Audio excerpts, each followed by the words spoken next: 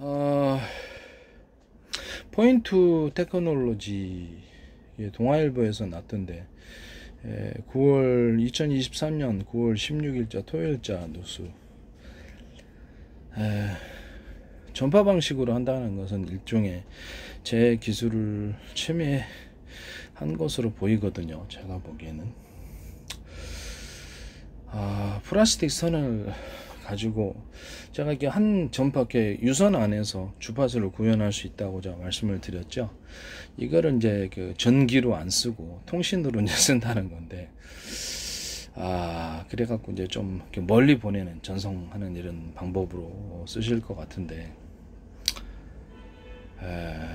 서로 그 하나의 그 구리선, 이 사람이 이제 기술 구조는 정확히 몰라요. 이게 뭐 이 회사에 하나의 전선 피복 안에 서로 굵기가 틀린 구리선을 놔두면 모든 만물은 평균화적 원리를 따라서 주파수 형성, 펄스를 띈다고 광소매선에도 이렇게 놓으면 광소매 신호 전송으로 쓰일 수 있다고 제가 말씀을 드렸죠. 이거를 이제 그 얇은 구리선, 그러니까 그 현재 동축 케이블보다 훨씬 얇은 구리선 또는 그 정확하게 얘기를 하면 머리카락보다 더 얇게 뽑을 수도 있어요. 통신선으로 썼을 때는. 그래서 외피를 뭐 합성섬유 나일론 같은 플라스틱 이렇게 이런 것들 이런 걸로 해가지고 외피를 하고 안쪽에는 코팅 구조, 서로 이렇게 그 안쪽으로 신호를 모아주기 위해서 코팅 구조를 가지는 거예요. 서로 이렇게 유리막 코팅제, 세라믹 코팅제, 유리석영 코팅제, 코팅제, 기타 다른 코팅제로서 안쪽으로 신호를 모아주는 그런 기술들이 들어갑니다. 원래는 이게 강섬유에서 석영실을 가운데 내신 구조를 놓고 빛이 이제 그 신호가 광신호가 이제 그걸 타고 흐르게 하고 겉에를 합성섬유 나일론으로 해가지고 석영관으로 안 하고 단가를 낮추면서도 속도를 빨리 굉장히 그 신호를 전송을 잘 할 수 있다라고 제가 발표를 했던 건데. 그 안을 이제 유리석영 코팅제, 세라믹 코팅제, 유리막 코팅제 같은 기타의 코팅제로서 빛을 안쪽으로 모아주는 구조를 갖습니다. 그것을 가지고 이제 이렇게 석영실도 이렇게 굵기를 틀리게 해가지고 광소매처럼 주파수 방식으로 해가지고 멀리 전송하는 기술로 쓸 수도 있고요. 아니면 그것을 이제 이렇게 구리선을 두께를 틀리게 해서 이렇게 왔다 갔다 펄스 방식으로 해서 멀리 전송하는 기술로 쓸 수도 있습니다. 엄청나게 멀리 가겠죠. 그렇게 되면 중간에 이제 이게 아까 빛을 증폭하는 이런 그 제 기술 구조가 어떤 거냐면 중간에 이제 이렇게 구리선 같은데 동그랗거나 네모나거나 이렇게 두툼한 부분을 이렇게 만들어 놓으면 거기서 이제 전기가 되면 전기가 증폭이 되죠. 증폭이 되는 이런 기술들을 광소묘 선안에서도 똑같이 쓸 수 있고 석영실 선안에서도 쓸 수 있고 플라스틱 그 다음에 구리선도 이렇게 두툼한 동그랗거나 네모나게 이게 원래 이게 반도체 회로 기를 때도 동그랗거나 네모나거나 이렇게 중간에 이렇게 그 뭐라 그럴까 캐패시터 역할을 하게끔 이렇게 신호를 증폭하는 역할을 하게끔 만드는 기술인데 유선 안에서도 동일하게 구현할 수 있습니다. 아마 이 기술을 이제 쓰시는 것으로 제가 보이고 이것은 명백하게 제 기술을 침해한 거죠. 왜냐하면 전 세계에 없는 독창적인 기술이기 때문입니다. 저는 전리층을 빛을 유도하는 장치로 생각하고 있고요. 이렇게 태양빛이 이제 각 그 별마다 전리층이 일린 이유라고 제가 말씀드립니다. 우주 공간에 빛이 가득해야 되는데 지구나 태양 격의 별들에만 빛이 집중되는 이유, 그것은 빛 자체도 펄스 방식, 주파수 방식의 일종의 형태를 띠고 있고 파동의 형태를 띠고 있고 전리층에 있는 전기도 파동, 주파수 형태를 띠고 있기 때문에 이것이 둘이 상응한다는 거죠. 그래서 일종의 이렇게 공명현상 정확하게는 아닌데 그 정도 돼가지고 이렇게 빛을 유도한다라고 제가 보고 있거든요. 이것은 전 세계 어떤 과학계에서도 발표한 거 없습니다. 구름 안에 어떤 물 수분층이 있어서 전리층으로부터 빛이 그 전기가 전송이 되고 물이 있으니까 전리층에는 굉장히 전기가 많아요. 그래서 조금만 근거가 있으면 이렇게 딱 전송이 된다는 거죠.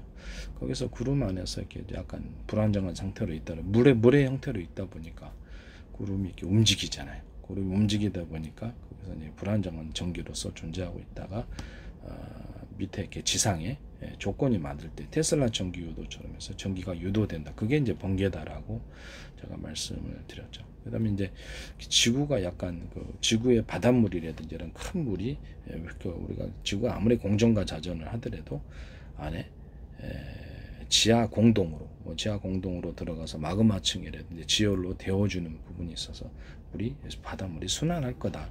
이것은 제가 보지 않고 얘기를 하는 겁니다. 왜냐하면 원리가 그래야만 바닷물이 이렇게 안정적으로 가두어질 수 있기 때문입니다. 아니면 뭐 불안정하게 넘쳐서 도시 막 넘치고 이러겠죠.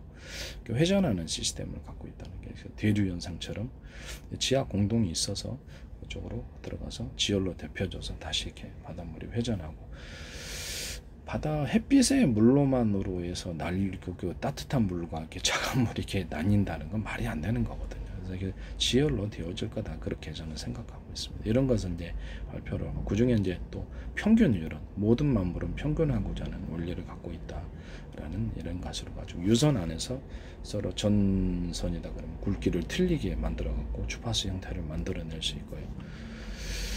안테나 없이 그게 가능하다는 거죠. 원하는 형태로 다 가공이 가능하고요. 주파수 형태를 광섬유 안에서도 가능하고 동축 케이블도 현재보다 좀 동축 케이블을 두께를 틀리게 만들어 놓으면 그 어떤 주파수 형태로 신호를 보낼 수 있습니다. 현재 동축 케이블보다 이렇게 전기는 그 발열을 하기 때문에 전기선은 두꺼워야 되고 그 다음에 통신선은 얇아야 된다고 이게 이제 아는 만큼 보이는 거라고 말씀을 드려서 현재 동축 케이블보다 얇게 만들면 그것은 제 기술 구조라고 머리카락보다 얇게 더 만들 수도 있어요. 그래서 동축 케이블을 하나의 케이블 안에 그전에 막 한 개 들어갈 겸 10개 들어간다면 회사로서는 엄청난 이득이죠. 3개, 5개 들어가. 그래서 그런 기술 구조면 이제 제 기술 구조라는 거죠. 이것이 광통신을 어느 정도 대체할 수도 있어요. 머리카락보다 더 얇게 만들어 가지고 그것을 중간에 이렇게 보면은 제가 말씀을 드렸다시피 신호를 이제 주복시키는 하나의 방법인데 구리선이나 광섬유가 이렇게 있다 그러면 이런 식으로 구리선이나 광섬유가 있다면 이런 식으로 동그랗거나 반도체 기술에서도 회로 그릴 때도 똑같이 할 수 있습니다. 신호를 중복시키는 캐패시터 역할을 합니다. 3D 반도체 할 때도 중국에서 뭐 트랜지스터만 있고 캐패시터가 없는 그런 것을 3D 반도체 만든다는 것은 아마 이런 기술이 들어갔기 때문이라고. 이것이 몇 개가 들어갈 수도 있고요. 이것이 하나하나가 두터운 부분이 그렇죠.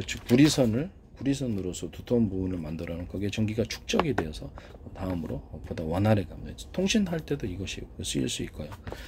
일단 같은 어떤 구리선 안에서도 여긴 두껍고 중간 정도 이렇게 인위적으로 이렇게 같은 전선 피복 안에 이렇게 구리선이 있어 통신선으로 썼을 때 이게 신호가 이렇게 주파수 방식으로 이렇게 주파수 방식으로 유선 안에서 이 주파수 펄스 방식으로 널뛰기를 한다는 거죠. 왔다 갔다 한다는 겁니다. 그래서 이게 그 전선의 굵기를 가지고 약간 느슨하게 왔다 갔다 하는 거, 빨리빨리 왔다 갔다 이런 주파수 형태를 결정할 수 있습니다. 이것은 전 세계에서 제 기술이거든요. 이게 왜 그러냐면 모든 만물은 서로 평균하고자 원리를 갖고 있다 해서 하나 이렇게 전선 표복 안에 구리선의 굵기를 틀리게 하면 전기도 그렇게 주파수로 만들 수 있고 통신으로 쓸 수도 있겠죠. 그걸 이제 전기를 약하게 해가지고 그것도 광섬유도 그렇게 틀리게 서로 굵기를 틀리게 만들어 가지고 주파수 방식으로 이게 펄스 방식으로 해서 신호를 멀리 전송할 수 있습니다. 그것은 제 기술 구조라고 말씀드려요. 그러니까 무선 주파수 같은 경우에도 서로 그 파형이 틀린 이렇게 여러 개 뭐 이렇게 전파를 한 개 묶어서 멀리 보내면 이게 에이사 레이더 할 때 제가 쓸 때 이제 기술을 제가 말을 했었는데 그거를 보다 멀리 간다는 공간 중에 훨씬 더 멀리 가고 닿았을 때 서로 그 파형이 틀린 전파는 금속체라든지 상대방의 전투기에 맞을 때 강하게 서로 융합을 해서 융합열을 나타낸다는 거죠. 그래서 상대방의 전투기 기판, 전투기 자체를 공격하거나 조종사를 공격해서 떨어뜨리는 방식입니다. 이건 이제 통신 구조로도 이것을 사용할 수 있고요. 그 중에 하나는 드론 같은데 서로 이렇게 파형이 틀린 여러 개의 전파로서 뭐 수백 대다 수천 대다 했을 때 드론을 그 중에서 이렇게 하나는 비밀번호 방식, 암구호 방식으로 바꿔서 통신할 수 있다. 저기 이제 우리 드론을 조정하면 안 되니까 우리가 비밀번호, 암구호 방식으로 해서 그것도 수시로 시각별로 바꿀 수 있다라고 제가 말씀을 드렸어요. 그걸 이제 삼성페이에서 그거를 이제 쓰시더라고요. 비밀번호 방식으로 해서 현관문 여는, 기존에 자동차에서 그 전파로 이렇게 그 문을 여는 그런 구조는 있었는데 비밀번호 방식은 없었거든요. 이런 부분을 제가 말씀드립니다. 그리고 자동차하고 또 비행기, 전투기 이거하고도 또 틀릴 수밖에 없죠. 자동차는 단순한 암호, 뭐 단순하지만 이게 뭐죠? 전투기 같은 뭐 전투기, 아까 무인 전투기, 무인 드론 같은 경우는 컴퓨터로 써서 복잡한 암호를 넣을 수가 있기 때문에 거기서도 또 차별화가 있을 수 있다라는 것을 말씀을 드립니다. 무선 전파를 가지고 서로 파형이 틀린 마이크로웨이브 전파 또는 서로 파형이 틀린 여러 개의 열을 잘 일으키는 전파를 사용해서 이렇게 전자레인지 회전하듯이 수십 개의 가닥을 이렇게 수십 군데에서 마이크로웨이브 전파를 쏜다고 합시다. 서로 파형이 틀린 여러 개의 전파를 원반 회전판식으로 해가지고 이렇게 빙빙빙 이렇게 돌려주면 밑에 전자레인지 물 끓이듯이 바닷물 같은 것이 끓여지고 폭풍을 인위적으로 일으킬 수 있다. 또는 적외선의 파형이 틀린 서로 적외선 전파를 가지고 마이크로웨이브 전파와 더불어 같이